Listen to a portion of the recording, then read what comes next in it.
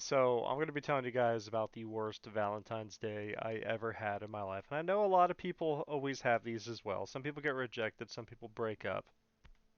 2016 was not a good time for me. I'll just say that. But this is actually 2017 when this particular incident happened. And my God, did it fucking terrify me. Nothing ever scares me, but this is one of those few rare moments in my life where I was just kind of like, I almost died. And we're going to get to that. So what had happened was it was Valentine's Day early in the morning, and I matched with some girl. I can't remember what she looked like. I think she had like blonde hair, and I believe I was on Tinder. And I was working in Paris, Texas at Pizza Hut, and all day I was just messaging her, and she told me she was like traveling or something, but she stopped at a hotel. And I was just thinking in my head like, all right, cool, I guess. Like, look, I used to like to hook up. Everyone likes to hook up. I wasn't necessarily trying to hook up. I think I was just like in that point where I just wanted like to hang out with somebody like intimately, I guess. Not necessarily like doing it, of course. But like I had a really bad breakup the year before and it scarred me really bad, right? So I wanted to have like this nice little I don't know, talk to somebody because for a good while I just didn't want to associate with like any other woman for a long time because it just kind of it's like a mental thing. Like when you get fucked like that, you don't feel good. But for whatever reason, me and her were clicking very well. So I was just like, all right, I guess, cool. So I was talking to her all fucking day, and I got off work, I think about 11 o'clock at night. This is a couple years ago, so bear with me. But I got off work and asked her what hotel she was at, and she said the Budget Inn. Red flag number one, don't ever fucking go to the Budget Inn. If you're hooking up with somebody, you take their ass to a Holiday Inn Express, you treat them like the slut they are in the bed. That's all we're gonna go with that. I feel disgusting talking about this. So, anyways, we go to the Budget Inn, and I walk in, and she was cute, so I was just like, hi, and like, I seriously wasn't going there to like clap cheeks or anything like that. It was not my intention. Uh, you know, 21, 22-year-old Justin would have been like, or Bazzbe would have been just like, but I wasn't into that. Like, I just wasn't feeling it. I just wanted to like hang out with somebody.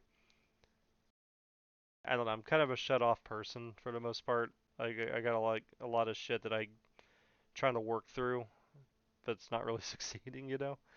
And I don't know. I was hanging out with her. It was kind of fun. Like we were just cuddling for the most part, watching I think American Dad on TV or Married with Children. And then we started making out. So I was just like, okay.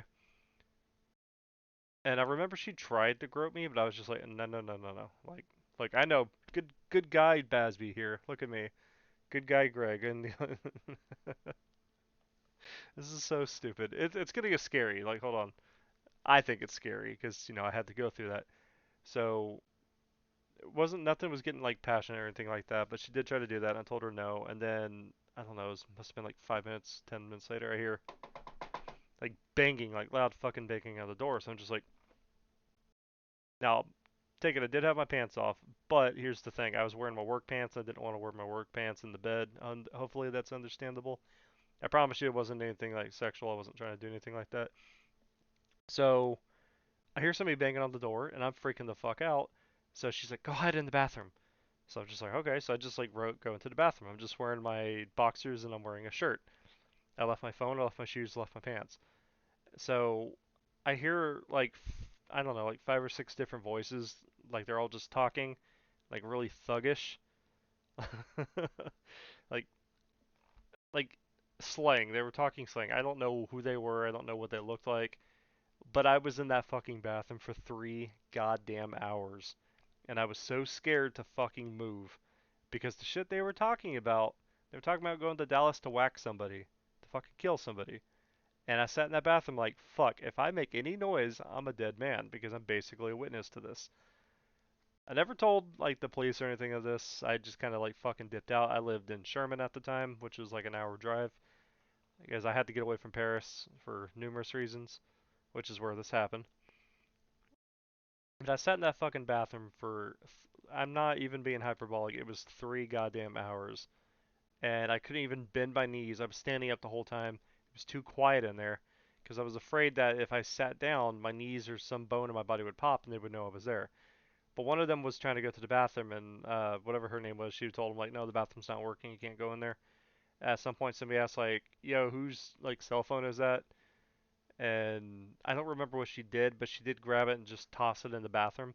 It was pitch black in there, so like the whole time I'm just sitting in the dark. So whenever she opened up the door and she threw my phone, I fucking went like that. And I caught it like that. I can't believe I did it, but I did. I reached back and caught it when it flew past my head,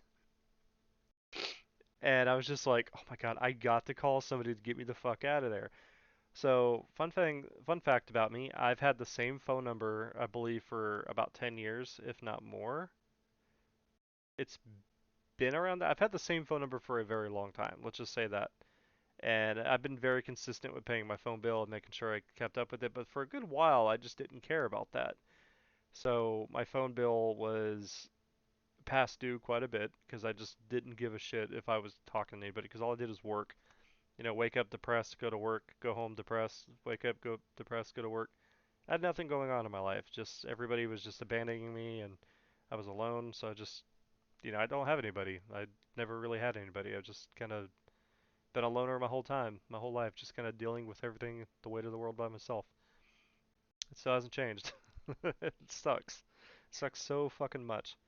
So, I had my phone and I was just like, man, I gotta like text for some fucking help or something or call the cops or something. Get me the fuck out of this bathroom. Well, guess what? My phone service was cut off because I didn't pay for it. So I was just like, apparently you can call 911 during that time, but I didn't know that at the time because I didn't give a shit about cell phones. But I remember I was just sitting in the bathroom because I finally sat down because they were making noise out there. And I think I was sitting, I don't think I was sitting on the toilet, but I was sitting on the bathtub. And I was just kind of in there just like this.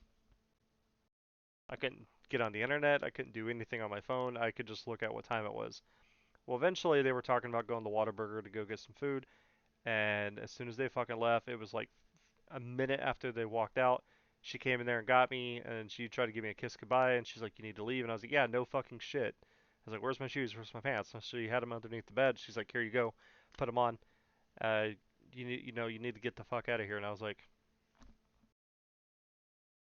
"It's Valentine's Day of 2017, by the way. This is yeah." So like literally the whole 3 hours they were talking about whacking somebody. I don't know if anybody died. I don't know if they actually did. I'm pretty sure they did because they didn't sound like the most best people in the world. Let's just say that.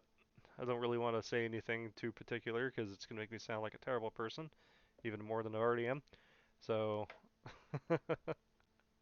I don't know, dude. Like I remember I fucking left there. I was so fucking like just blank expression. I wanted to say I was mad, but I wasn't even mad. I was just kind of like. So I drove in silence all the way home. I didn't even turn the radio on. I remember that. I didn't listen to any music. All I could listen to was just me running over like sticks and shit in the road all the way back to Sherman. I got home and I told my roommate about it. All he did was laugh at me. I was like, yo, dude, I could have fucking died, bro, because they were like literally talking about, murder. And if I would have made any noise, they would have fucking killed me. So it's just like, I'm glad people laugh at it when I could die. It's like, I mean, it makes a good story. I get that, but it's just kind of like, does nobody care? Like, hello? I don't know. I just randomly was thinking about this today.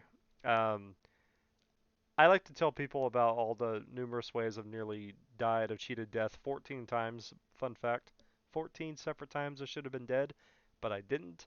And this is like the one story I got that I always forget happened. For whatever reason, I guess it was just because nothing really too exciting happened. I was just in a bathroom in the dark at the Budget Inn for 3 hours on Valentine's Day of 2017. And yeah, so anyways, that's my story on that. Hopefully you guys get a good laugh at that. I surely didn't. It's funny now. So on that note, I guess I'll see everybody in the next video, whenever that is. Chris Chan this Friday coming up. Don't worry, I haven't forgot. I did forget, but I haven't forgot. And eventually I want to film Sonic. I just haven't. So anyways, I'll see you guys in the next video. Thank you very much, and goodbye.